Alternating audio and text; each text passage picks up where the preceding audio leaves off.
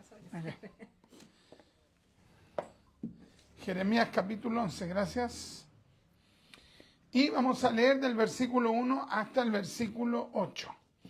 Dice así la Escritura: en el nombre de Jesús, para la gloria del Padre, del Hijo y del Espíritu Santo. Amén.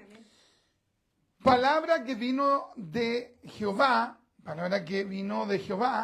a Jeremías, diciendo: oíd las palabras de este pacto, y hablad a todo varón de Judá y a todo morador de Jerusalén. Y les dirás tú: así dijo Jehová, Dios de Israel: maldito el varón que no obedeciere las palabras de este pacto, el cual mandé a vuestros padres el día que los saqué de la tierra de Egipto, del horno de hierro, diciéndoles: oíd mi voz y cumplid mis palabras, conforme a todo lo que os mando. Y me seréis por pueblo, y yo seré vuestro Dios. Y yo seré vuestro Dios. Para que confirme el juramento que hice a vuestros padres, que les daría la tierra que fluye leche y miel, como en este día. Y respondí y dije: amén, oh Jehová. Y Jehová me dijo: pregona todas estas palabras en las ciudades de Judá y en las calles de Jerusalén, diciendo: oíd las palabras de este pacto, ponedlas por obra, porque solemnemente protesté a vuestros padres el día que les hice subir de la tierra de Egipto, amonestándoles desde temprano y sin cesar hasta el día de hoy, diciendo: oíd mi voz. Pero no oyeron, ni inclinaron su oído, antes se fueron cada uno tras la imaginación de su malvado corazón.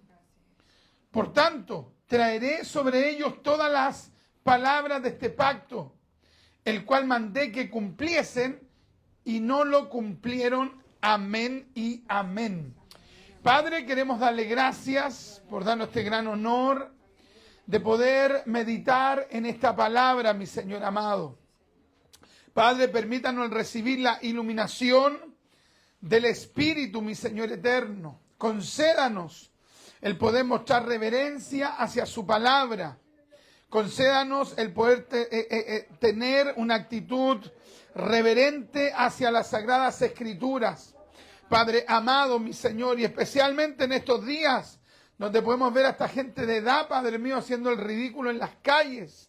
Padre mío, personas que andan drogadas, que andan tomadas, Padre mío.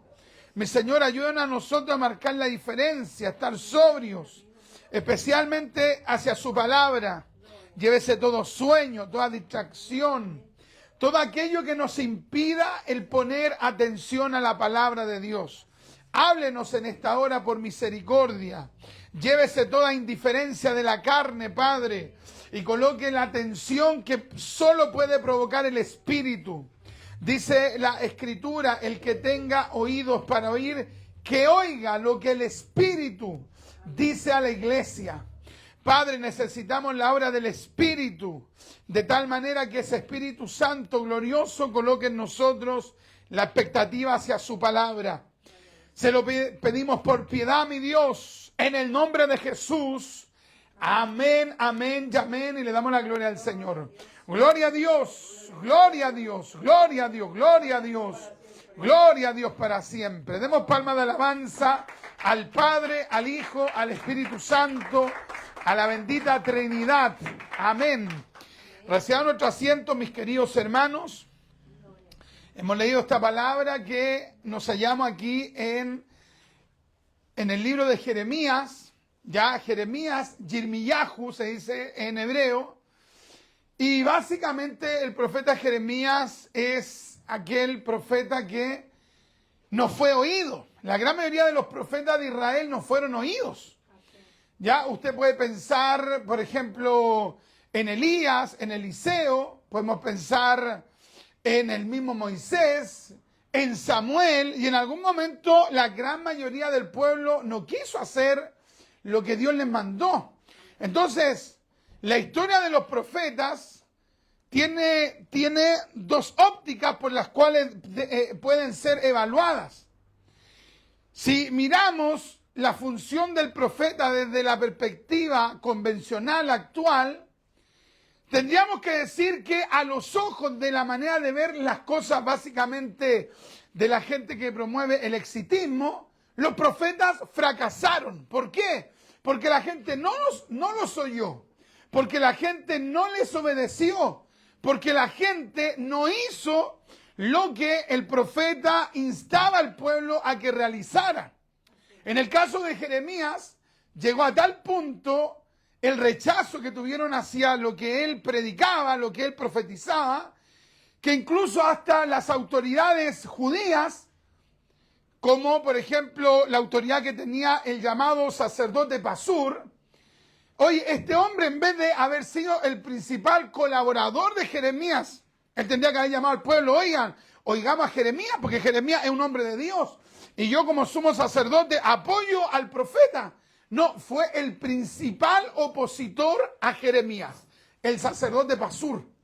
Hasta tal punto fue opositor que junto con el rey de ese periodo allá en Jerusalén, tomaron a Jeremías y lo metieron en una cisterna y lo encarcelaron y lo tuvieron en las peores condiciones, tanto sanitarias del lugar como en cuanto al aspecto alimenticio, para que él sobreviviera. Entonces, si miramos al profeta de Dios, el verdadero profeta de Dios, no tiene que ver para nada con las personas, por ejemplo, que hoy día la gente estigmatiza, califica, los ve como grandes paradigmas. Es un hombre de Dios. ¿Por qué? Porque tiene 10.000 personas que asienten a lo que él dice. Es un hombre de Dios porque tiene 2 millones de seguidores. Es un hombre de Dios porque tiene en cada predicación tiene 3 millones de reproducciones. Entonces la gente con el estándar del exitismo cree que eso es un hombre de Dios. Entonces, si miramos a Jeremías bajo los estándares de lo que hoy se supone que es una persona respaldada o un hombre de Dios, diríamos que Jeremías fracasó. Y no solamente él, en general los profetas. A excepción de el profeta Jonás, que Jonás fue el único de los profetas que tuvo como una recepción tan extraordinaria que desde el rey para abajo la gente se quebrantó. Lloraron, pero eso fue una excepción a la regla. Eso casi nunca ocurrió. De hecho, en el caso de Jeremías, llega un momento que hasta le prohíben entrar a las dependencias del templo, imagínate. Siendo que era el hombre que buscaba más, que oraba más, que era más temeroso de Dios, le dijeron a los demás: ustedes pueden entrar, pero tú, Jeremías, no puedes entrar. Entonces, bajo los estándares de las iglesias de hoy, diríamos que Jeremías no fue respaldado por Dios, que Jeremías fracasó, pero bajo la perspectiva bíblica, Jeremías no fracasó. Porque un hombre de Dios nunca fracasa cuando obedece a la voz de Dios. Entonces Jeremías, a pesar que la gente no le recibió el rey, no le recibieron los sacerdotes que presidían el templo allá en Jerusalén, a pesar que el pueblo en su mayoría no quiso recibir la palabra de Jeremías, Jeremías, mirándolo desde la perspectiva bíblica, mirándolo desde los ojos de Dios, Jeremías no fracasó porque él obedeció. Pero ¿a quién le importa hoy día que alguien obedezca? ¿Sabe lo que le importa a la gente? Los resultados. Muchas veces los líderes están viendo las cosas como la empresa. ¿Qué es lo que hace un empresario? ¿Qué es lo que hace un gerente? ¿Qué es lo que hace un hombre que dirige un departamento? ¿Qué es lo que hace? Quiero ver resultados, te dicen. Pero mire, es que esto, no, a mí lo que me importa son los resultados. Y uno de repente dice: bueno, esto es una persona del mundo. Pero tristemente esa visión mundana se ha permeado dentro de la iglesia. Entonces, si una persona va a predicar a la calle, va a hacer una campaña evangelística, y si el tipo hizo cualquier cosa menos predicar la Biblia, pero hubo una respuesta de parte de la gente, si hubo gente que hizo confesión de fe, si hubo gente que lloró, oye, aunque el predicador no haya hablado de la Biblia, los tipos que tienen una mente muchas veces secularizada, dicen a nosotros lo que nos importa son los resultados. Pero Dios no ve las cosas así. A Dios le importa que la gente obedezca a su palabra. Entonces, si en ese obedecer la gente no recibe, si en ese obedecer, como le ocurre o como le ocurrió a Pedro, si en ese obedecer muere crucificado al revés, si en ese obedecer le cortan la cabeza como se la cortaron al apóstol Pablo, si en ese obedecer, sobre todo, como le ocurrió al Señor Jesucristo, lo crucifican en el Gólgota, si en ese obedecer los resultados no son como la gente espera, el hombre de Dios y la mujer de Dios debe estar contento porque obedeció. Ahí está la clave, obedeció. Entonces, Jeremías fue el profeta por antonomasia, fue el profeta que la gente no quiso escuchar. A tal punto que él hasta llegaba a llorar. Por eso se le llama el profeta del quebrantamiento. Hay otra gente que le pone el profeta llorón, pero yo creo que eso realmente da vergüenza ajena cuando hay gente que ni siquiera sabe usar bien las palabras en los contextos. No es el profeta del quebrantamiento.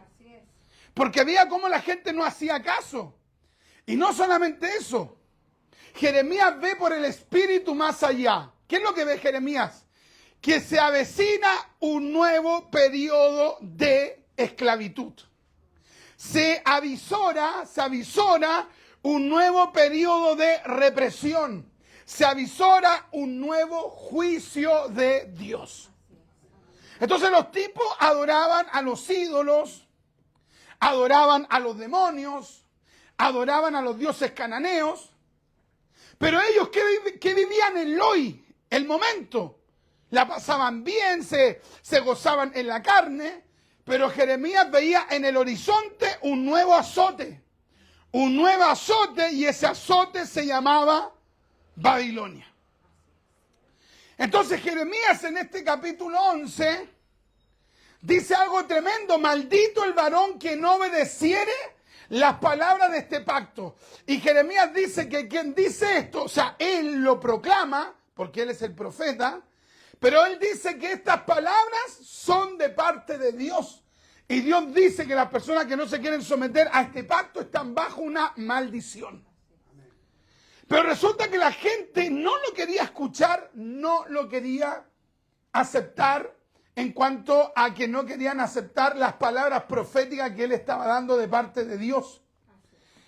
Luego dice, y les dirás tú, así ha dicho Jehová, Dios de Israel, maldito el varón que no obedeciere las palabras de este pacto, el cual mandé a vuestros padres el día que los saqué de la tierra de Egipto, del horno de hierro, diciéndoles, oíd mi voz, y cumplid mis palabras, conforme a todo lo que os mando, y me seréis por pueblo, y yo seré a vosotros por Dios. Imagínense, Jeremías le recuerda lo que Dios había hecho. ¿Qué había hecho Dios? Dios los había sacado de la tierra de Egipto. O sea, Jeremías por el Espíritu les está haciendo reaccionar, quiere hacerlo reaccionar.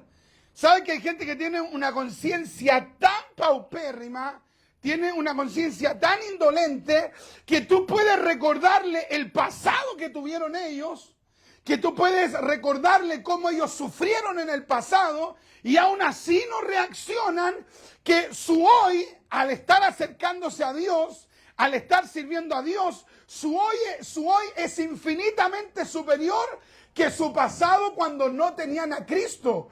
Y tú les dices, oye, recuerda, mira lo que hizo Dios por ti, pero esas personas están tan mal espiritualmente, aunque están mucho mejor por estar en Cristo, pero están mal espiritualmente, que no reaccionan, no dicen es verdad.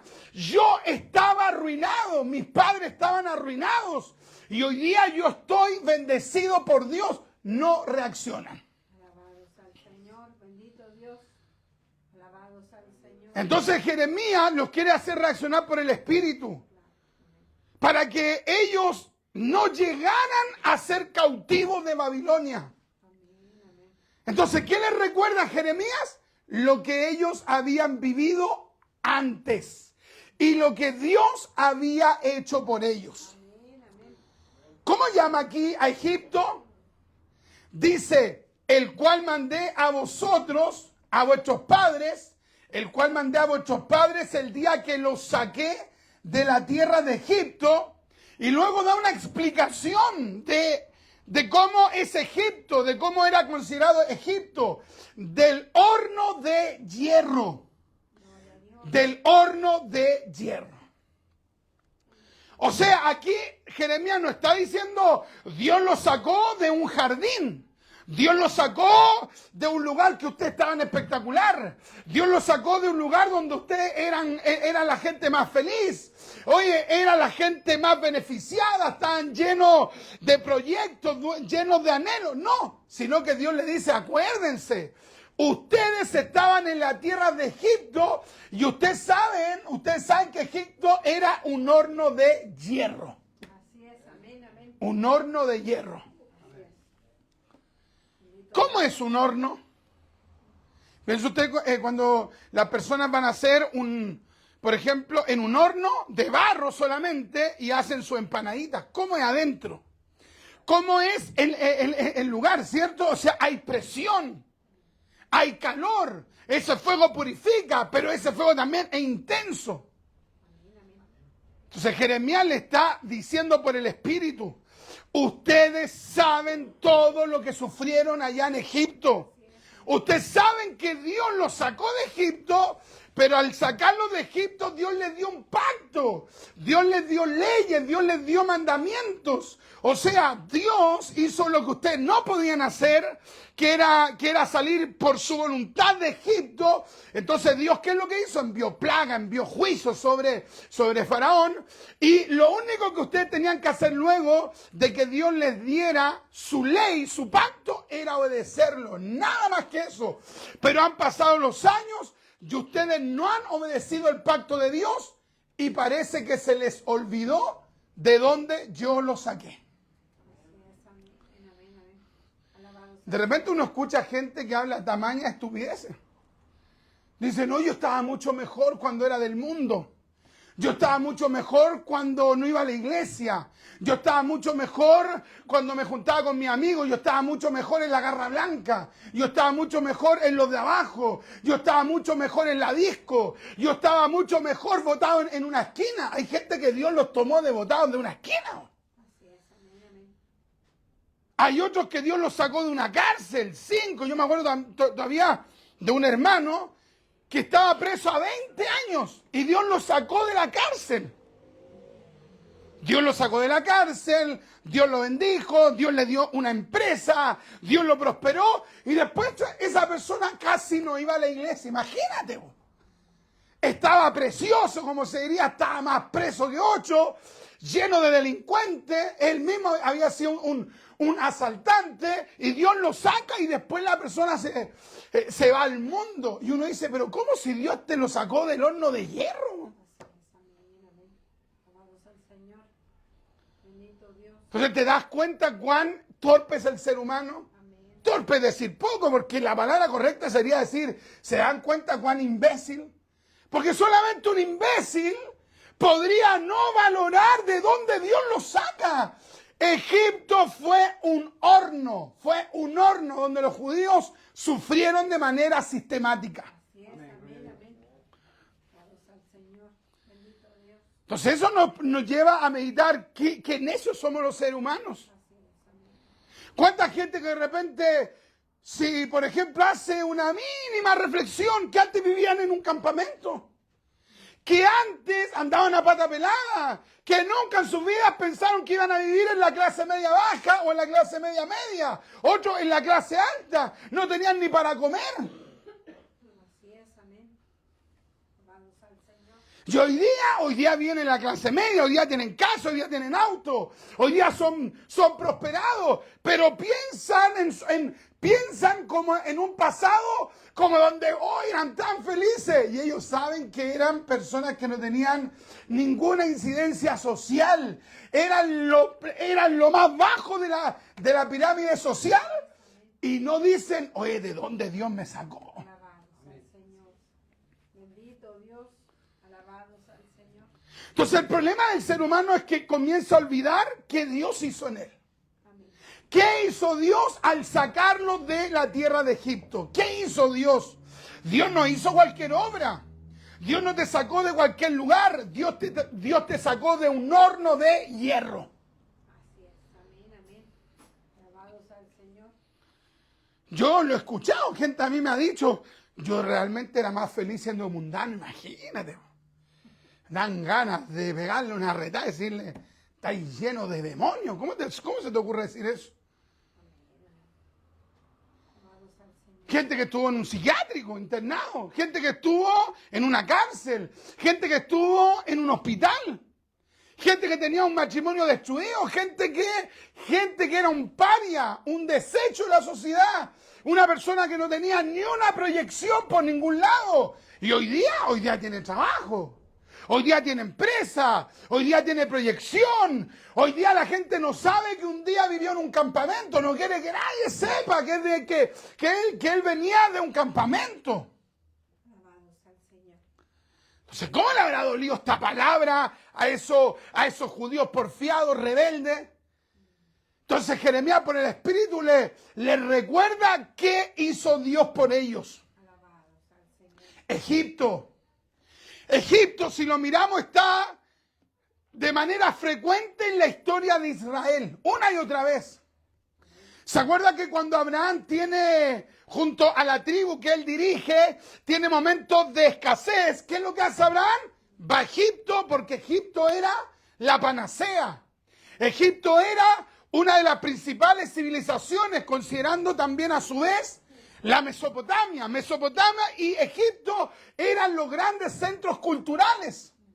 Amén. Alabados al Señor. Pero Abraham tiene que dejar Egipto. ¿Por qué?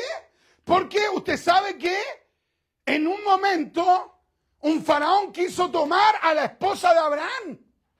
Quiso tomarla como a su esposa. Y Abraham no tenía cómo defender a su esposa frente a un faraón. Él era un líder de una pequeña tribu. ¿Y qué es lo que hace Dios? Porque Dios defiende a los que son de Él. Amén. Y eso lo he visto yo. Yo he visto cómo Dios castiga a la gente que se va contra mí. Siempre lo he visto. Así es. Amén. Y si usted ve que hay alguien que le quiere hacer daño a usted, si usted realmente es de Dios, y es de oración, y es de búsqueda, y no tiene espíritu de venganza, sino que le entrega todo a Dios, Dios después pelea por usted. Así es. Amén, amén, amén. ¿Y qué es lo que hace Dios? Comienza a mandarle juicio a Faraón. Comienza a caer juicio sobre Faraón. Esto fue mucho antes del tiempo cuando los juicios cayeron en tiempos de Moisés. Mucho antes. Así es. Estamos hablando por ahí, entre el 1850 y el 1700 antes de Cristo. Entonces, ¿qué es lo que hace pues Faraón? Le dice a Abraham, ándate aquí, sale aquí porque el Dios tuyo nos está castigando, así que salgan de mis tierras. Así es. Amén. Después pasa el tiempo, cerca del 1700, José sabemos que es vendido a Egipto, y resulta que a partir de allí viene toda una historia donde José fue un beneficio para Egipto, y por ende fue un beneficio para todos aquellos países circundantes que estaban en esa región. ¿De dónde viene Egipto? ¿De dónde vienen los egipcios? Recordemos que, por lo que me recuerdo, Noé, ¿cierto que tuvo 3 hijos? ¿Cierto? Uno de sus hijos, ¿cuál era? Sem, Cam y Jafet. Él tuvo 3 hijos. Entonces, después del diluvio, estos 3 hijos junto a su esposa tuvieron que poblar la tierra. Así es. Y uno de sus hijos, que era el más porfiado, que era el más insolente con el papá, que se quiso burlar el papá en uno de sus errores, en vez de haber sido consciente, se quiso burlar. ¿Y qué es lo que hizo Noé? Derramó una maldición. Derramó una maldición sobre Cam. Cam tuvo varios hijos, ¿cierto? Uno de sus hijos era Cus.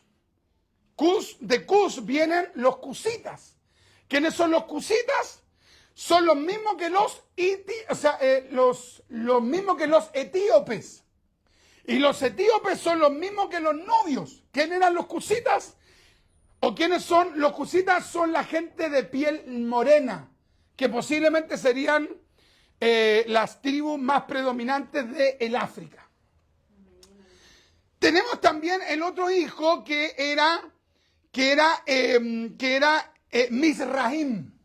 Misrahim, y de Misrahim nacen los egipcios. Entonces, de uno de los descendientes de Cam provienen los egipcios. Tenemos otra rama, otro hijo de él, otro hijo de Cam, que se llamó Canaán. Canaán, y uno de los hijos de Cam, que fue Canaán, de Canaán vienen todas las tribus cananeas. Y resulta que la maldición, el juicio, Dios determina que caiga no sobre Cam, sino sobre Canaán. Y es por eso que después se cumple que los peores de los descendientes en este caso de Noé, Cam, Canaán, fueron los cananeos y fueron exterminados. Así es, amén. Tremendo. Señor, bendito Dios. ¿Te das cuenta de todo el juicio que vino? Porque un hijo se burló del papá en su caída. Por eso hay que tener cuidado. Porque eso Dios lo va viendo. Entonces viene Misraim, de Misraim nacen los egipcios, pero toda la descendencia de Cam fueron personas rebeldes ante Dios. Así es. Amén. Si bien es cierto, la descendencia de Canaán fue la que fue extirpada, todos los otros hijos de Cam fueron lamentablemente personas que de sus pueblos emergen, por ejemplo, los politeístas. O sea, ellos fueron los que no quisieron seguir al verdadero Dios. La línea de los semitas comprende, entre otros, a los judíos, también a los árabes, a todos los que viven en esa región del Medio Oriente. Entonces, los egipcios, tristemente descendientes de Cam y de Misraim, promovieron todo este culto politeísta. Entonces, con el tiempo, saca la cuenta, los tipos allá en Egipto terminan adorando cientos de dioses. Así es. Dios para esto, Dios para esto otro, el Dios de no sé cuánto, el Dios de no sé qué. Entonces, al final, ellos cada vez se fueron apartando más y más y más, y ya después los tipos no sabían nada de lo que Noé les había enseñado a los hijos. Así es. Amén, amén. Es lamentable de repente ver hijos de hermanos que no saben nada de la Biblia. No, mi abuelita, mi bisabuela era pentecostal, de 7 generaciones para acá, no son 2 generaciones, y ellos no saben nada de Dios. ¿Y de qué le sirve a alguien decir que es descendiente de un hombre de Dios si él o ella no son de Dios? No tiene ni un valor eso. Amén, amén. Entonces, imagínate, después Egipto termina siendo uno de los peores maltratadores del pueblo de Israel. Pero resulta que Egipto venía de Misraim. Y Misraim era descendiente de ¿quién? De Cam, ¿cierto? Y Cam era descendiente de ¿quién? De Noé. Era un hombre de Dios. Así es. Alabado sea el Señor. ¡Qué tremendo! Bendito Dios. Gloria a Dios. Entonces, la descendencia de alguien que no está sirviendo bien a Dios puede llegar a ser un tremendo problema. Gracias. Puede ser un tremendo problema una descendencia de alguien que no quiera amar a Dios, que no quiera temer a Dios. Vamos a ver, por ejemplo, este pasaje bíblico de Éxodo capítulo 1. Éxodo capítulo 1, versículo 9. Éxodo capítulo 1, versículo 9. A ver, Éxodo capítulo 1. Éxodo capítulo 1, versículo del 9. Vamos a leer Vamos a leer del versículo 9. He aquí el pueblo de los hijos de Israel es mayor y más fuerte que nosotros, que los egipcios. Ahora pues seamos sabios para con él, para que no se multipliquen, para que no se multipliquen. ¿Quiénes los egipcios? O sea, los israelitas en Egipto. Y acontezca que viniendo guerra, él también se una a nuestros enemigos y pelee contra nosotros y se vaya de la tierra. Entonces pusieron sobre ellos comisarios de tribus que los molestasen con sus cargas. Y edificaron para Faraón las ciudades de almacenaje, Pitón y Ramesés. Pero cuanto más los oprimían, tanto más se multiplicaban. Y crecían de manera que los egipcios temían a los hijos de Israel. Y los egipcios hicieron servir a los hijos de Israel con dureza. Y amargaron su vida con dura servidumbre en hacer barro y ladrillo y en toda labor del campo. Y en todo su servicio al cual los obligaban con rigor. O sea, ¿te das cuenta cuál fue la actitud de los egipcios para con los judíos? Capta las palabras. Lo amargaban. Le pusieron servidumbre. Los maltrataron. Lo hostigaron. O sea, los judíos fueron prosperados en Egipto todo el tiempo que José gobernó y algunas generaciones más. Pero cuando ya los egipcios vieron que los israelitas comenzaban a ser bendecidos, ¿qué es lo que hicieron ellos? Dijeron, no, estos son una competencia. No, estos son un problema. No, esto se puede volver un peligro. Y a partir de allí comenzó la hostigación. O sea, los egipcios y el pueblo de los egipcios en general no llegaron a ser una bendición. Finalmente terminaron siendo los opresores. Entonces, ¿qué es lo que hace Dios? Dios los saca de ese escenario, los saca, y no solamente los saca, les permite ser constituidos como un reino, como un pueblo, como una nación, y resulta que ellos se comenzaron a olvidar de todo lo que habían sufrido. Dios no lo había sacado de un paraíso. Dios lo había sacado, ¿cómo le llama Jeremías? Un horno de hierro. ¿Te das cuenta cómo describe aquí, cómo hay el cambio? Usted tiene que partir leyendo del versículo 6. Hay un cambio. Primero eran una bendición. José era una bendición. Los israelitas eran una bendición. Después muere José, viene un nuevo faraón. Y a partir de allí comienza la hostigación. ¿Y qué iba a hacer Israel frente a faraón terrenalmente? ¿Qué iba a hacer Israel frente a una autoridad tan imponente como lo era Faraón? ¿Qué iba a hacer? Pero ¿qué es lo que hace Dios? Lo saca de esa condición. Entonces, cuando Dios te ha sacado de algo tan bajo, cuando Dios te ha sacado de una ruina tan tremenda, cuando Dios te ha sacado de la peor condición, ¿qué es lo que uno esperaría mínimo? Que esa persona que fue rescatada por Dios dijera, no, yo voy a servir bien a Dios. O sea, si Dios me sacó de un horno de hierro, si Dios me liberó de un faraón, si Dios me liberó de la peor condición, si Dios me liberó de demonios, por ejemplo, usted vea lo que Jesús hizo con muchas mujeres. Dice en la Biblia que a muchas mujeres que eran esposas de hombres ricos en Roma, ¿qué es lo que hizo Cristo? Cristo le sacó los demonios. Piensa tú, ¿qué puede hacer un rico con plata? Puede pagar un médico. Puede pagar especialistas. Puede pagar, no sé, exámenes caros. ¿Cuáles son los exámenes más caros? ¿Cómo se llama el que lo meten en un lugar ahí? Una resonancia. ¿Cuánto valdrá una resonancia? Eso puede pagar un rico. No, yo le voy a dar el mejor tratamiento a mi familia, lo llevo a Europa, a Estados Unidos, hay plata. ¿Y qué podía hacer frente a una opresión demoníaca? ¿Qué puedes hacer frente a una posesión de demonio? ¿Acaso el rico le va a ofrecer millones al diablo para que se vayan los demonios? No puede. Pero eso lo hace Dios. Dios le saca los demonios a las personas. Dios rompe las cadenas. Dios desata ligaduras. Entonces esa persona que no tenía ninguna posibilidad de ser libre, Dios lo liberta. Dios rompe sus cadenas. ¿Cuánta gente que tiene sentimientos de culpabilidad? Dios los perdonó. Dios los lavó con su sangre, con la sangre del Mesías. Dios puso su nombre en el libro de la vida. Y esa persona parte re bien, sirve a Dios. Y de repente comienza a olvidarse a dónde estaba antes. ¿Dónde estaba antes? En Egipto, que era un horno de hierro.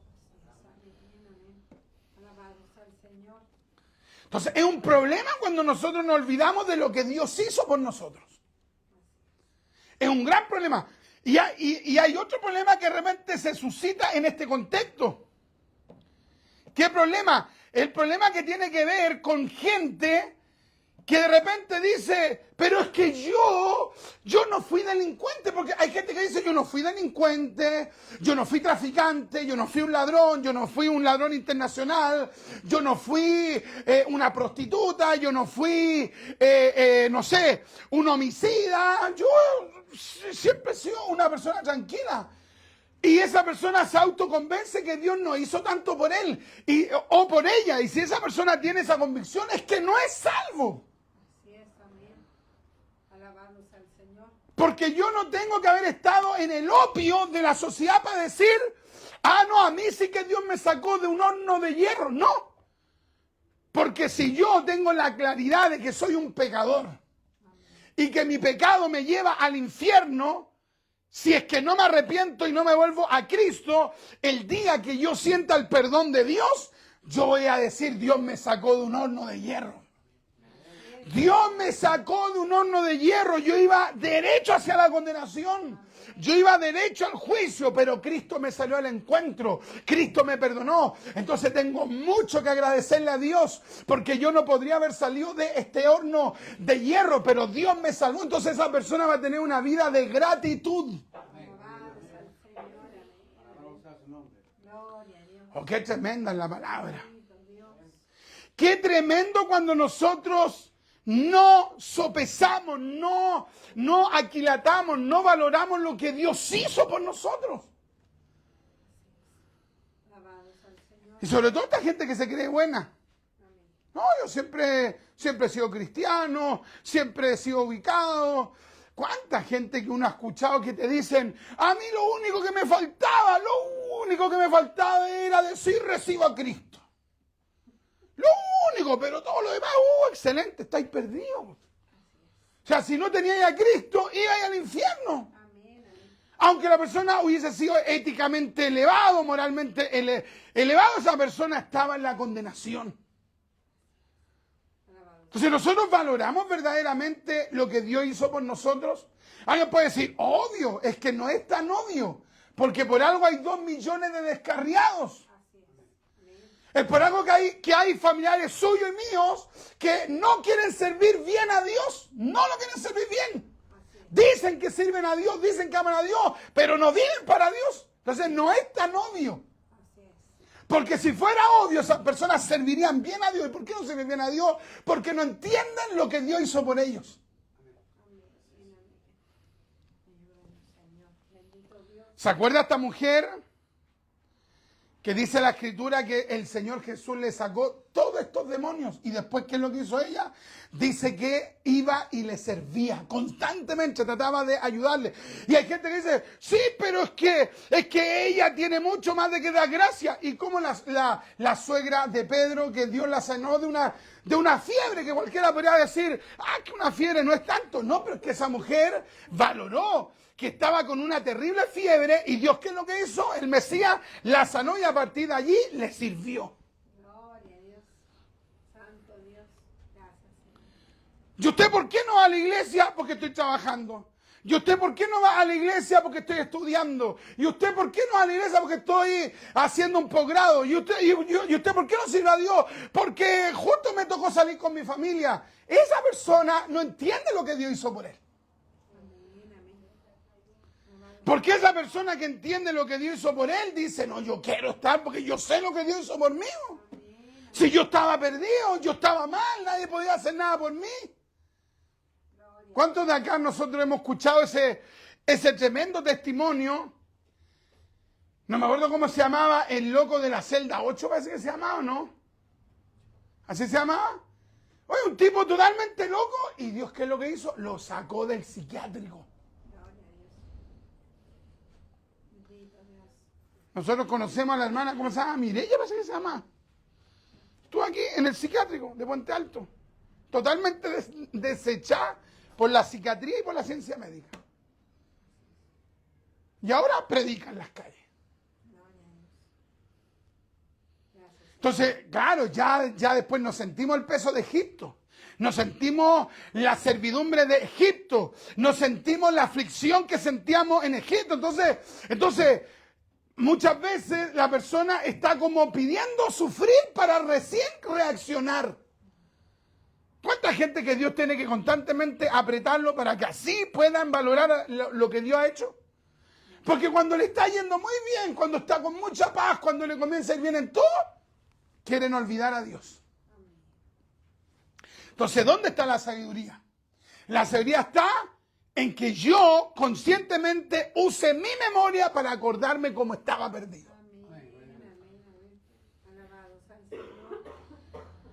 Hay un tratado muy interesante que escribe Agustín de Hipona, hablando acerca del valor de la memoria. Piensa usted, ¿qué sucedería si usted no tuviera memoria? Los tontorrones de repente dicen, no, un hombre no tiene memoria. Y así como jactándose de sus macanas. No estamos hablando de eso. Estamos hablando de que cuán valorable es que una persona tenga memoria. Imagínense si usted y yo perdiéramos la memoria. Piense en la gente que tiene Alzheimer. Sale de su casa y ya después no sabe cómo llegar a la casa, no sabe cómo se llama la mamá, el papá no se acuerda de nada. Qué terrible es no tener memoria. De repente la persona puede estar a la vuelta de la casa y le dicen, ¿y usted cómo se llama? No sé. Pero ¿y tiene hijos? No tengo idea. Pero ¿y usted hace cuánto que está aquí? No tengo idea. Y de repente sale de la casa alguien, oye papá. Y le dicen, ¿es a su papá? No es que le pregunté. No, es que tiene Alzheimer.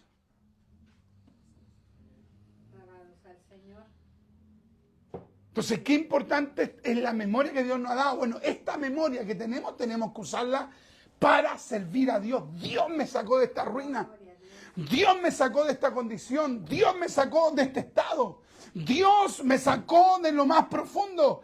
Si usted lee varios salmos de David, ¿qué es lo que hace David? David frecuentemente se recuerda de cómo estaba él, de cómo él era un simple pastor. Eso lo recuerda David. Porque David no quiere que los lujos, que la honra, que la posición, lo nuble de tal manera que él olvide de dónde Dios lo tomó.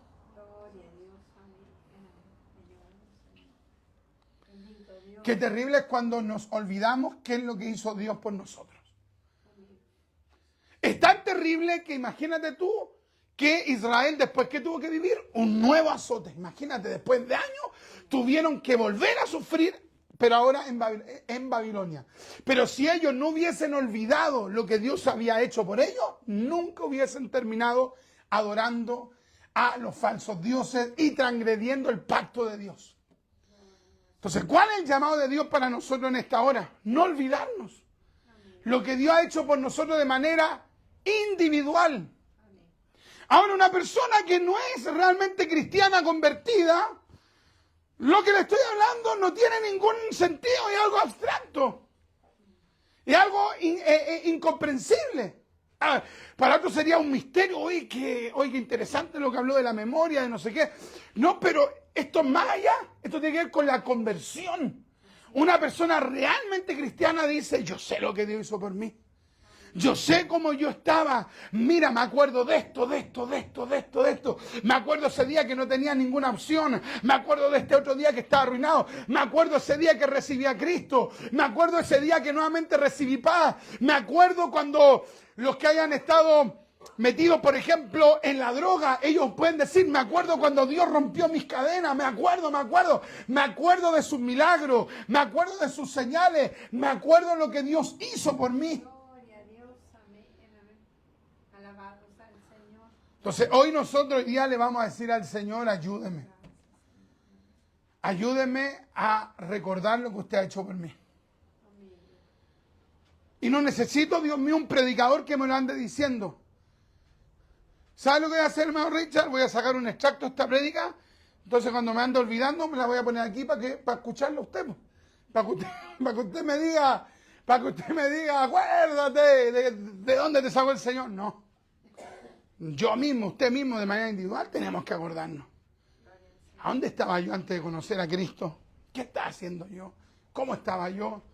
Pensemos cuáles eran nuestras ideas sin Cristo. Una idea más fantasiosa que 8, lleno de delirio, lleno de errores. Y ahora eres cristiano, ahora conoces al verdadero Dios, ahora eres salvo, ahora tu nombre está escrito en el libro de la vida. Entonces, eso mismo a uno, ¿qué es lo que le provoca? Gratitud. Dios solamente lo hizo. Gloria a Dios. Amén. Amén. Gracias, Señor. Así que le vamos a pedir al Señor en oración en esta hora el no cometer los errores que cometieron los judíos. Se olvidaron. Se olvidaron lo que Dios hizo por ellos. ¿Piensa usted en algún familiar suyo que está descarriado, apartado? Se olvidó. Pero usted tiene que decir, yo no me voy a olvidar. Yo no me voy a olvidar. Yo sé de dónde Dios me sacó. Vamos a orar al Señor. Padre, en el nombre de Jesús, queremos darle gracias, Padre mío, por esta enseñanza que hemos podido compartir en esta hora de la noche, mi Señor amado. Qué tremendo, Padre mío, es cuando olvidamos lo que Dios ha hecho por nosotros. Cuánta gente que está descarriada, Padre mío, que hoy están en una disco, hoy algunos están sobándose las manos el 18. En estos días escuchaba a una persona hablando, ¿y cuánto te vaya a tomar? ¿Te vaya a tomar una chicha? Ah, no, es que te sale muy caro. ¿Y cuánto? No, es que con 30 lucas la hago. Gente que en algún momento estuvo en una iglesia evangélica. Qué terrible, Padre mío. Gente que se olvidó lo que Dios hizo por ellos. Padre mío, hoy nosotros queremos comprometernos con Jesucristo. Queremos comprometernos con Jesucristo para recordar de manera reiterada lo que usted ha hecho por nosotros, Dios. Dios mío, coloque en cada uno de mis hermanos, especialmente en aquellos en los cuales sus nombres estén escritos en el libro de la vida, coloque en ellos el recordar lo que usted hizo de manera extraordinaria por sus vidas. Usted no lo sacó de la playa, usted lo sacó de un horno de hierro. Usted lo sacó del sufrimiento, de la aflicción, usted lo sacó de la peor condición. Y usted los vistió, usted los honró, usted los capacitó, usted les dio dones, usted los puso a sentarse en lugares de honor. Usted hizo una obra tremenda.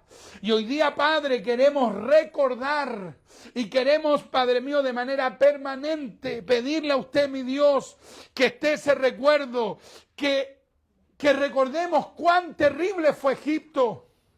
Que recordemos cuán terrible fue haber estado perdidos. Que recordemos cuán mal lo pasamos lejos de Dios. Y a partir de eso, mi Rey, queremos tener una vida de gratitud para con usted. Queremos tener una vida de gratitud para con usted. Gracias. Gracias porque usted nos liberó. Gracias porque usted rompió nuestras cadenas. Gracias porque usted rompió nuestros yugos. Gracias por el Señor Jesucristo que salvó nuestras vidas y puso nuestros nombres en el libro de la vida. Gracias por esta palabra. Gracias por esta hermosa palabra. Padre mío, mi Señor, y haga usted, mi Dios, que esta palabra dé fruto en nuestros corazones. Al 30, al 60 y al 100 por uno, para la gloria de Cristo, en el nombre de Jesús. Amén, amén, amén.